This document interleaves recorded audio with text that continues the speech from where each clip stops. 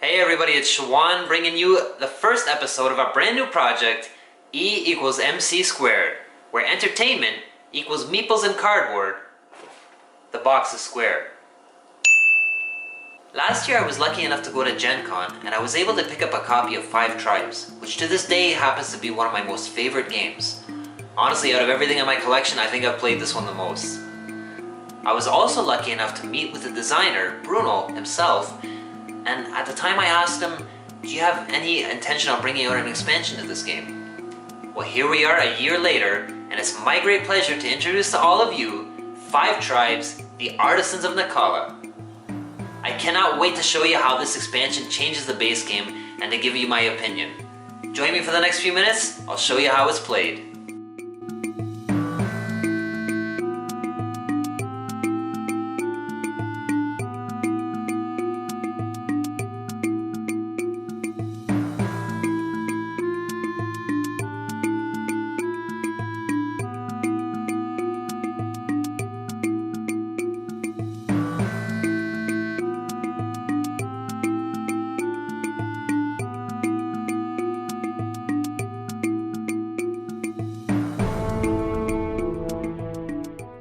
The first thing I want to draw your attention to is how the layout has changed.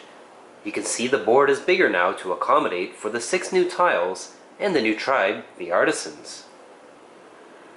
The workshops are the most interesting of the new tiles as they have the most impact on how the base game has been changed.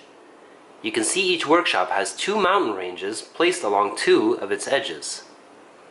These obstacles make it so that players don't always have free access to these shops. So in the base game, there were no obstacles and the players had access to every tile as long as there were enough meeples to get there.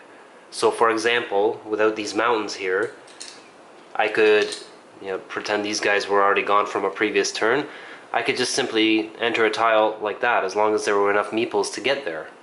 But now, I'll just reset it here, we have the inclusion of the mountain ranges. So now I have to work my way around if I wanted to get to this tile here. Maybe just 1, 2, and 3. So it's not as straightforward. More importantly is that the workshops, they grant you precious items, which you get when you turn in an artisan or 2 slave fakirs. I meant fakirs, seriously. Almost said the S word. This close. I think the precious items are really cool in this game. You can see here that most of them are just worth points, but then you've got some here that have some really spicy abilities. Like you've got this burning scimitar here that lets you kill 2 meeples on a tile, and then if it's emptied out, then you get to control it like normal. You've got this cornucopia here, which I think is awesome. It lets you refill the market resources, and then you get to reorganize them however you want, so it's excellent if you're going for that one card in the market that you need. But I think my favorite is the flying carpet, which lets you, when you're making your move, you can drop the meeples off, but the last one that you drop can be on any other tile on the board except for the second last one you just placed on. So, you still have to respect the meeple movement limits, but I think it's by far my favorite one. The next major change is the inclusion of the 6th tribe, the Artisans. These pretty purple pieces provide a particularly potent power. When players pick up multiple pretty purple pieces, they may pick up as many tokens from the plethora of precious items. As palatable as that sounds, the player must pick 1 precious item and discard the rest. How many times have you played 5 Tribes and you found that you need only 1 resource card, but it happens to be all the way at the end of the market? I find it rather frustrating.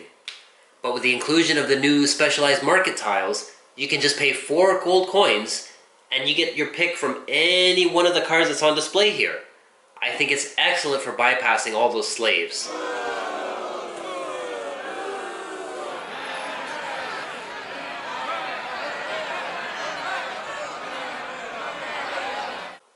There are a few other things that have been added as well. There are a couple of new Jinn cards, and yes, it's pronounced Jinn, not Djinn or Genie or some other crazy thing I've heard of, and they basically make the precious items and artisans worth more points at the end of the game. Players now have a camp.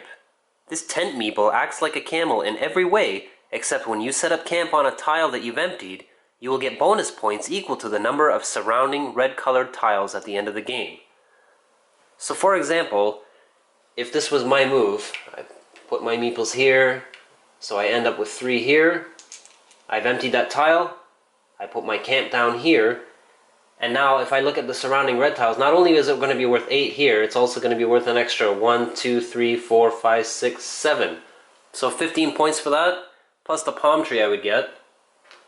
That's not bad. There's also a chasm tile which is forbidden. It's an obstacle like the mountains, and there can never be a meeple on this tile. So that means no flying over it with the flying carpet and sending someone to their doom.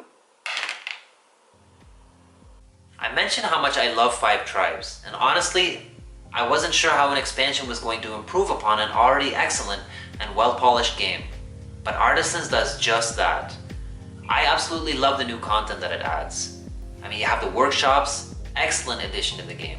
The precious items, I mean, now you have even more options. You know, you're thinking, do I go for this over here and get so many points, or do I go for this precious item and get this really, really cool ability that might give me even more points later on in the game? It's so many more decisions that you can make, and the game is no more complex. It's brilliant, it flows so smoothly, I love it. I like how the specialized market can give you that chance to get the one resource you need in order to complete your set for that huge point bonus at the end of the game. The mountains and the chasm, I think, are also a very clever mechanic. I think they impact the game, they have the most impact on the game by breaking up that routine that players being able to go everywhere freely and make those powerful loop combinations. I mean, now you have to take those obstacles into consideration when you're traveling across the board, so it's not so easily done. I like how the mountains, they represent the artisans thematically. In the manual, it even talks about the artisans being this tribe that's isolated. They live far in the far reaches of the mountains. They hardly ever come down to the markets, and they do their craft in secret. I mean, now that's represented by these actual mountain pieces that go along the workshops in the game. It's all great stuff here. For me, this expansion was a must-have. If you're a fan of 5 tribes at all, then I'm sure you will enjoy the stuff that Artisans has to offer. Do yourself a favor, go and get this expansion right now. That's Artisans of Naqala. Go to the store, go get it now, don't come back without it.